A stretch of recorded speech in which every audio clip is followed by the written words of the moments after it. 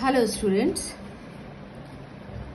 पिछले टर्म में हमने आपको covalent bonding, metallic bonding, van der Waals bonding, ionic bonding, hydrogen bonding, repulsive potential energy, ये सब चीज़ें हम देख चुके हैं और थोड़ा बहुत स्टार्टिंग क्रिस्टल स्ट्रक्चर की भी हमने करवा दी थी। आज क्रिस्टल स्ट्रक्चर को की कंटिन्यूटी में ही हम जो क्रिस्टल स्ट्रक्चर से रिलेटेड सबसे मेन आपका जो टॉपिक है मिलर इंडिसेस, उसके बारे में पढ़ते हैं। मिलर इंडिसेस होता क्या है? देखिए, क्रिस्टल के ज्योमेट्रिकल स्ट्रक्चर के लिए जनरली क्रिस्टल प्लेन की पोजीशन और ओरिएंटेशन जानने की जरूरत होती है। यदि क्रिस्टल के एक्सेस पर उन पॉइंट्स की पोजीशन मालूम हो जाए जहां पर क्रिस्टल प्लेन एक्सेस को काटता है, तो क्रिस्टल प्लेन की पोजीशन और उसके ओरिएंटेशन को ज्ञात किया जा सकता है। जैसे इस फिगर में आप देखिए,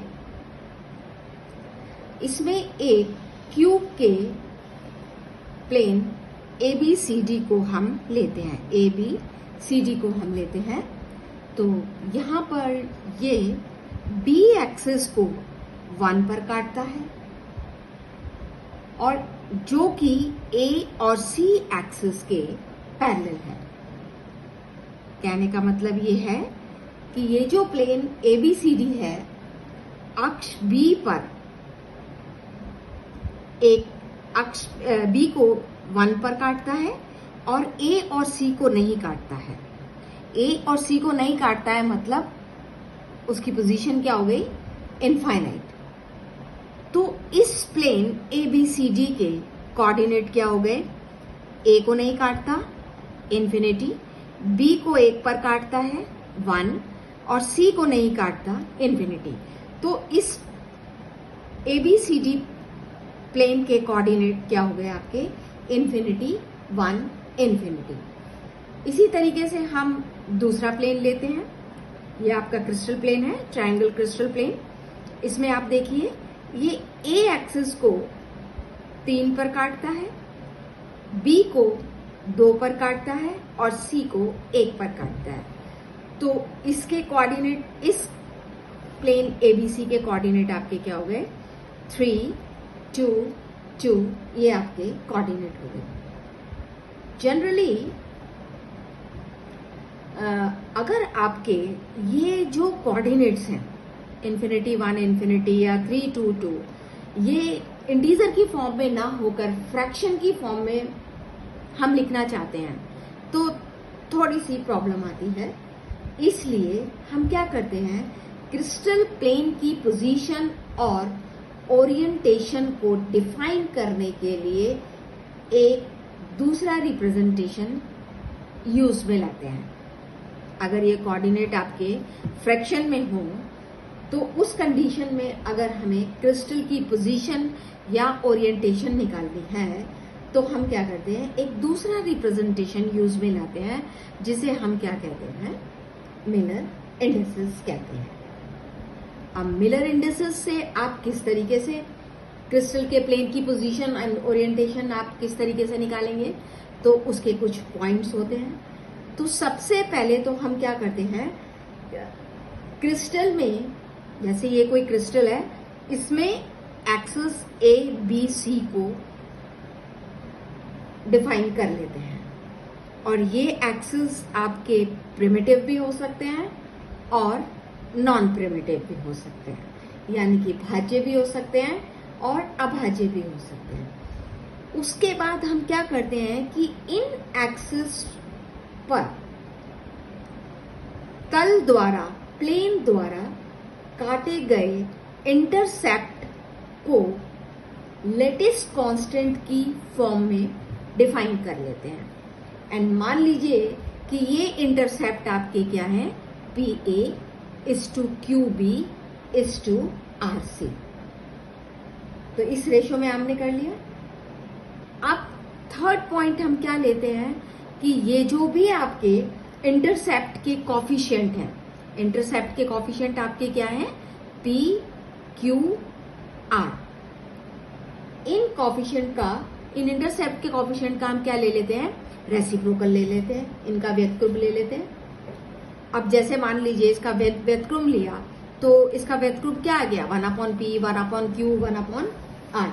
तो इसके बाद हमारा क्या काम रहता है कि जो डिनोमिनेटर्स हैं उन डिनोमिनेटर का हम एलसीएम लेके उस एलसीएम को ये जिनका हमने रेसिप्रोकल लिया है उससे मल्टीप्लाई कर देते हैं, और मल्टीप्लाई करने के बाद हमको वो एक इंटीजर की फॉर्म में मिल जाता है। और इस प्रकार से जो हमको इंटीजर मिलता है और वो किस फॉर्म में है, HKL की फॉर्म में, और ये क्या कहलाता है, मिलर इंडिसेस। तो firstly we express the axes of the crystal A, B, C. These axes may be primitive or non-primitive. Then we express intercepts which are cut by the plane on these axes in terms of lattice constant. Intercepts are in the ratio PA is to QB is to RC. Then we take LCM of the denominator of the reciprocal of these coefficient of intercept PQR, and then we multiply this LCM by the friction and convert into integer. The obtained integers are denoted by HKL and these integers are called Miller indices. अब जैसे मान लीजिए जैसे आपका ये है इसके coordinate आपने इसको ABC 3 एक्सिस में डिफाइन कर लिया, और इसके कोऑर्डिनेट आपके पास क्या है, क्योंकि इसका जो इंटरसेप्ट है, इंटरसेप्ट क्या हुआ आपका, B को 1 पे काटता है, A और C को नहीं काटता है, तो इन्फिनिटी 1 इन्फिनिटी इसका आपके इंटरसेप्ट के कोऑर्डिनेट्स आ गए। अब हम इसका रेसिप्रोकल लेंगे, तो देखिए इसका रेसिप्रोकल क्या हुआ, 1/infinity, 1/1 और फिर 1/infinity। तो 1/infinity इज 0, 1, 0। तो ये इसका क्या हो गया, मिलर इंडिसेस। अब इस प्लेन में देखिए, इसमें आपके ABC 3 एक्सिस है, A को 3 पे काट रहा है, B को 2 पे काट रहा है और C को भी ये 2 पे काट रहा है। तो इसके कोऑर्डिनेट्स आपके पास क्या हो गए इंटरसेप्ट के में, 3, 2, 2। अब आपने इसका रेसिप्रोकल लिया, 1/3, 1/2, 1/2। अब ये फ्रैक्शन की फॉर्म में आ गए, तो ये तो बहुत इजीली हो गया, पर इसको अब हम कैसे करेंगे, तो मैंने बताया था पहले आपको, रेसिप्रोकल हमने इसका लिया।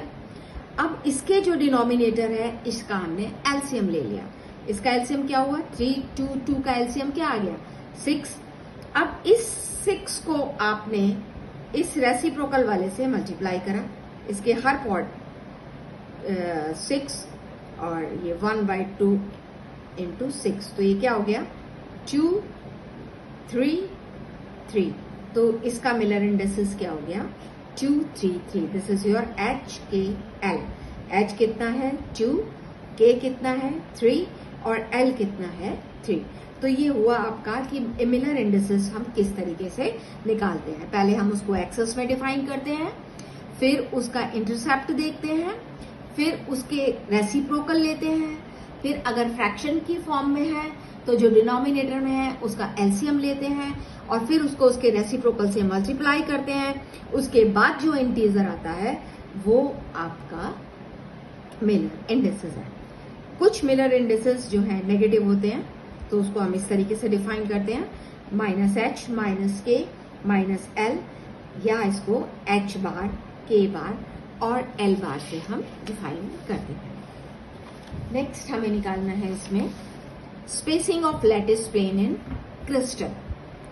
अब ये हमने कोई भी एक सिंपल हमें फॉर्मूला निकालना है for the spacing between the 2 parallel planes in a given cell. किसी 2 पैरेलल प्लेन्स के बीच की डिस्टेंस, स्पेसिफिक डिस्टेंस को हमें निकालना है। तो हमने सिंपल यूनिट सेल ले लिया जिसके कोऑर्डिनेट्स OX, OY, Z हैं, जो ऑर्थोगोनल है, म्यूचुअली परपेंडिकुलर है।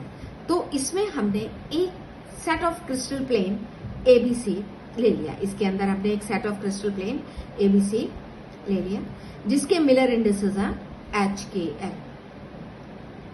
तो मिलर इंडिसेस HKL है, इसका मतलब ये एक्स एक्सेस को कितने पे काटा A/H, Y एक्सेस को B/K और Z एक्सेस को C/L। अगर HKL मिलर इंडिसेस हैं आपके तो ये एक्स एक्सेस को इस पे इंटरसेप्ट होगा A/H, इस पे B/K और इस पे हो गया आपका C/L। तो इसका मतलब ये जो लैटिस प्लेन है ABC इन तीनों एक्सेस XYZ को A/H, B/K और C/L के रेशियो में इंटरसेप्ट से काटता है। O से हमने इसके लैटिस प्लेन पर ON एक परपेंडिकुलर ड्रॉ किया। तो ये जो लेंथ है ON, ये वाली दिस इज, इसको हमने D से डिफाइन किया। तो ये आपके पास क्या है, इसको हमने D से डिफाइन किया और इस परपेंडिकुलर की लंबाई क्या कहलाती है, distance between two adjacent plane, यानी कि जालक समतलों के मध्य अंतराल जिसकी हमको वैल्यू निकालनी है। अब आप देखिए, अब इसमें मान लीजिए alpha, beta and gamma be the direction cosine with respect to axis of orthogonal ON। तो अब ये जो है ON आपका ऑर्थोगोनल है, तो ये एक्स एक्सिस से अल्फा एंगल, Y एक्सिस से बीटा एंगल और Z एक्सिस से गामा एंगल बना रहा है। तो कॉस अल्फा निकालने के लिए हमने कौन सा ट्राइंगल लिया, ONA, ये वाला ONA, बिकॉज ये यहां से जो ये एंगल है ये एक्स एक्सिस के साथ अल्फा एंगल बना रहा है। तो अल्फा एंगल ये बना रहा है, तो हमारे पास कॉस अल्फा की वैल्यू क्या आ गई, ON/OA। OND है और O है A/H, तो D/A/H, this is DH/A। Cos beta के लिए हमने कौन सा ट्राइंगल लिया, ONB। तो कॉस बीटा बराबर आपके पास क्या आ गया, ON/OB।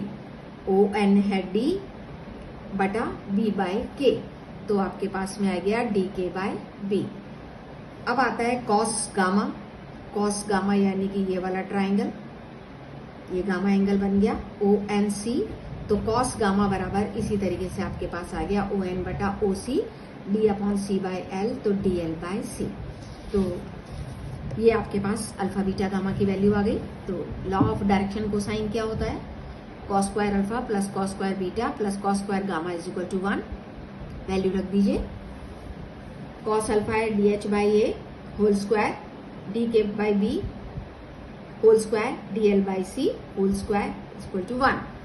D स्क्वायर कॉमन आ गया, H²/A square, K²/B square plus L²/C square is equal to 1। तो D की वैल्यू क्या आ गई हमारे पास, H/H² square plus K² square plus L² square to the whole power minus 1/2। और ये जो स्पेसिंग है, जो डिस्टेंस है जो हमने ली थी, यानी कि distance between two adjacent plane, ये किसके बराबर आ गई, H/A square plus K² square plus L² square minus 1/2। ये वाला रिलेशन जो है, this is applicable to the primitive lattice in cubic, orthorhombic and tetragonal system. जिसमें की जो एक्सेस है they are mutually perpendicular. It means alpha बराबर is equal to beta बराबर गामा बराबर 90 डिग्री। अगर हम टेट्रागोनल क्रिस्टल ले रहे हैं तो A बराबर B होगा। तो D की वैल्यू क्या हो गई, H² plus K² square plus L² square to the whole power minus 1/2। Cubic crystal लेंगे, A बराबर B बराबर C, तो D की वैल्यू क्या आ गई, ये सब बराबर है, कॉमन आ गया, तो A हमने बाहर निकाल लिया, H² plus K² plus L² to the whole power minus 1/2, यानी कि D बराबर A/√H² plus K² plus L²। ये आपके पास में आ गया डिस्टेंस बिटवीन एडजेसेंट प्लेन, यानी कि spacing of lattice plane in crystal. अब मान लीजिए इसमें हम डिफरेंट बॉडी स्ट्रक्चर्स आप ले सकते हो। अगर हमारा बॉडी सेंटर्ड क्यूबिक स्ट्रक्चर है, तो बॉडी सेंटर्ड क्यूबिक स्ट्रक्चर में क्या होगा, BCC लैटिस में, ये आपका BCC लैटिस हमने बनाया है। BCC लैटिस में कोने पर, ये कोने हैं, इस कोने पर एक एक तथा केंद्र पर लैटिस पॉइंट होता है, और केंद्र पर आपके क्या होता है, लैटिस पॉइंट होता है। तो इसलिए इस लैटिस में, सिंपल क्यूबिक लैटिस में 110 प्लेन एक्स्ट्रा होता है। इसमें क्या होता है, 110 प्लेन आपका एक्स्ट्रा होता है। तो अब आप देखिए, अगर आपका ये प्लेन एक्स्ट्रा है, इसके अंदर 110 प्लेन इसके अंदर एक्स्ट्रा आपने ले लिया, तो इसकी वैल्यू क्या आ जाएगी, जैसे D100 आपको निकालना है, तो D100 आप निकालेंगे तो ये 1 और ये 0 आ गया आपके पास में सारा। तो दिस इज सिंपली A आनी चाहिए, पर चूंकि इसमें एक प्लेन एक्स्ट्रा है तो ये क्या हो गया, A/2। तो इस लैटिस का 110 प्लेन अगर हम लें, तो सिंपल क्यूबिक लैटिस में, तो 110 प्लेन हम लेते हैं, तो A 1 + 1 0, यानी कि क्या आ गया आपके पास में, A/√2। तो इसी तरीके से हम फेस सेंटर्ड क्यूबिक स्ट्रक्चर भी हम ले सकते हैं। तो आप जो भी स्ट्रक्चर लेना चाहें, तो उसका अगर हम H के L की वैल्यू मालूम है हमको, उसके मिलर इंडिसेस मालूम है, तो हम उसके जो लैटिस है, जो लैटिस प्लेन्स हैं क्रिस्टल के, उनके बीच की स्पेसिंग को हम इजीली कैलकुलेट कर सकते हैं। तो ये हमारा आज का मिलर इंडिसेस से रिलेटेड टॉपिक था। नेक्स्ट क्रिस्टल स्ट्रक्चर की कंटिन्यूटी को हम आगे नेक्स्ट चैप्टर में पढ़ेंगे, नेक्स्ट लेक्चर के अंदर हम आपको बताएंगे। आज के लिए इतना ही, थैंक यू।